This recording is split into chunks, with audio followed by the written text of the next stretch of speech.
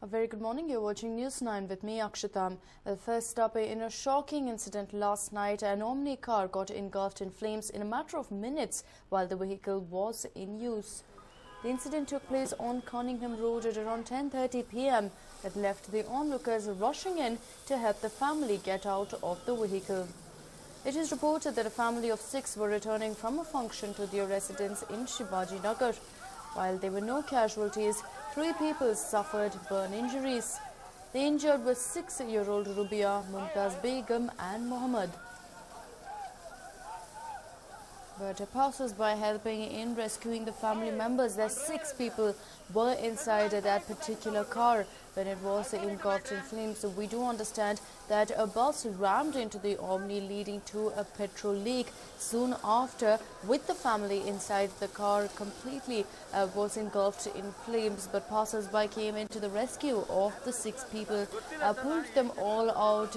We've seen so many such cases come to light where it results in deaths, where there are so many casualties. But fortunately for this family, the people came into their rescue, and we understand that 3 of them have suffered burn injuries, but nothing grievous is what we do understand.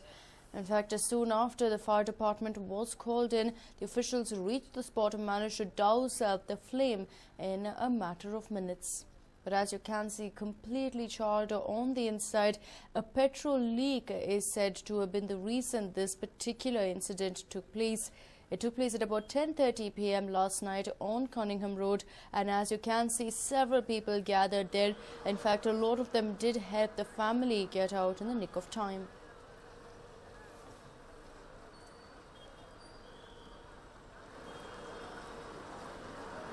But so many times we've seen this kind of an incident take place, and not every time are the passengers fortunate enough to actually escape. But in this particular case, thanks to several like-minded Bengalurians who did in fact think of the family, they did manage to rescue all of them.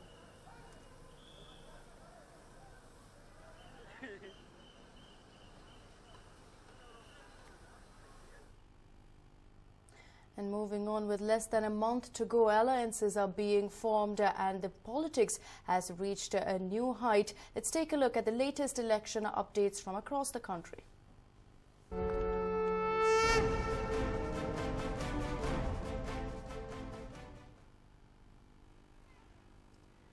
Well, the latest coming in is Nandan Nilekani, the richest candidate in the upcoming Lok Sabha elections. Going by the assets that he declared yesterday, that definitely seems to be the case. Nandan Nilekani has declared that he and his wife Rohini Nilekani have assets worth 7,700 crore rupees. It is by far the highest for any candidate in the upcoming general elections, at least right now. His opponent and 5-time Lok Sabha member from Bengaluru South, Anant Kumar, has declared that he has lesser assets than his wife Tejaswini. Most of Nilekani's wealth, almost 80%, remains in Infosys shares. Since 1999, both Nandan and his wife are said to have donated almost 400 crore rupees of their wealth to various causes and charities. But of course, it is a regular habit to go ahead and declare their assets along with that of their wives to the Election Commission. And by far, this has to be the richest candidate in the Lok Sabha elections, with Nandan Nilekani and his wife together declaring that they have assets worth 7,700 crore rupees, most of which, of course, are Infosys shares.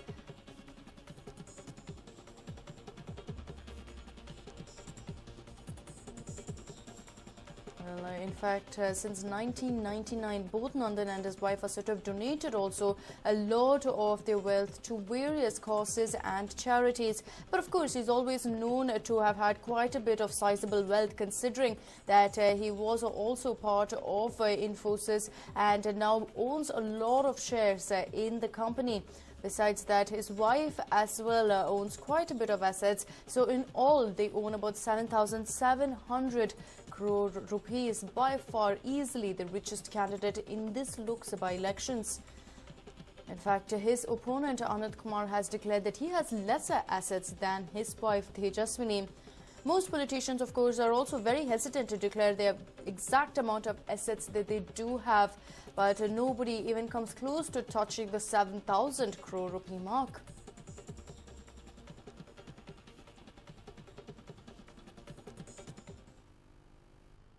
And in what comes as a major boost for BJP in Andhra, the party is about to get a power star in its battalion in the state.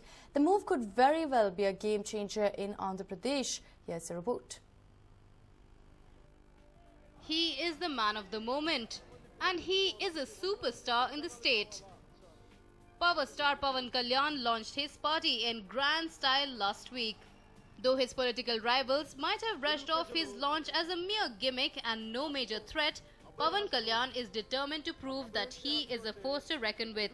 And what could unsettle his political rivals in the state, Pawan Kalyan is all set to meet BJP's prime ministerial candidate Narendra Modi in Ahmedabad today.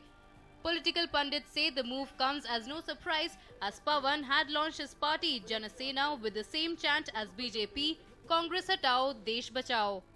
The actor turned politician also said he was ready to join hands with any party to oust Congress from power. The move comes just days after Pawan Kalyan held talks with other BJP leaders in New Delhi. In fact, Prakash Javadekar too visited Pawan Kalyan in Hyderabad last night and hinted at a tie-up. हमने जैसे कहा कांग्रेस हटाओ देश बचाओ, यह हमारी भूमिका है। उस भूमिका में जो भी सहमति जताते हैं उनके साथ अलायंस होता या नहीं होता ये चर्चा के बाद तय होता, तो इसलिए अभी मैं उस पर ज्यादा कमेंट नहीं करूंगा। अभी तो हम आए हैं, अभी हम बात करेंगे आपस में क्या स्थिति है। If the tie-up does work out, it will pitch Pawan Kalyan directly against his brother, mega star Chiranjeevi. Chiranjeevi, who has recently been handed charge of Congress's campaign in the Seemansra region of Andhra Pradesh, has so far maintained that Pawan's party will have no impact on Congress votes. Also, it's not just BJP wooing the mega star. Rumours flew thick and fast that Pawan could be joining the TDP fold. Even Lok Satta and Aam Aadmi Party were talked about as the parties showing interest in him for the 2014 elections. Though Pawan's first stint at politics has not been too impressive, his second try might have a bigger impact. Pawan's magical transformation from the unassuming kid brother of megastar Chiranjeevi to the present-day heartthrob of millions could help his electoral prospects. For now, it's not a brother rivalry that is taking center stage. Eyes are set on Pawan Kalyan's meeting with Modi in Ahmedabad. Will there be an official announcement today remains to be seen. A News9 report. Well, the RTE Act has created a lot of confusion ever since it was brought into being. Schools are still collecting fees from financially weak students, though they have been asked not to. Here's a report. The Education Department had ordered the schools not to collect fees from students who are listed under the RTE last week. This was a deliberate move by the Education Department to avoid schools from taking fees from students. It is believed that unaided schools are collecting fees for extracurricular activities. These activities include karate classes, music classes and smart education. Though the Education Department has made its stance clear, it is believed that a few schools are collecting fees for extracurricular activities from financially weak students as well. But a few schools are believed to be against RTE. According to them, it is impossible for them to run the educational institution without any money from the students. It is absolutely a confusion statement are the orders, as if the books of account doesn't carry this particular head and that is not been reimbursed by the government, such schools definitely they have a choice to take. Otherwise, where will the facilitation will be done for their students? If the books of account carries that particular amount and it has been reimbursed from the government, such schools can't charge from the parent. It has to be specifically stated by the Education Department or the Commissioner. The Commissioner of Department of Public Welfare said that it is compulsory for all the aided and unaided schools to follow the instructions, and strict action will be taken against those who fail to follow the rules. I have received complaints against schools that have collected fees from students. We want the students who are listed under RTE to avail the same facilities as the other students. We have sent a notice to those schools that have violated the rules. Now that the parents are confused regarding the RTE Act, will the Education Department of Karnataka take appropriate measures to make sure that the schools don't take fees from the RTE students?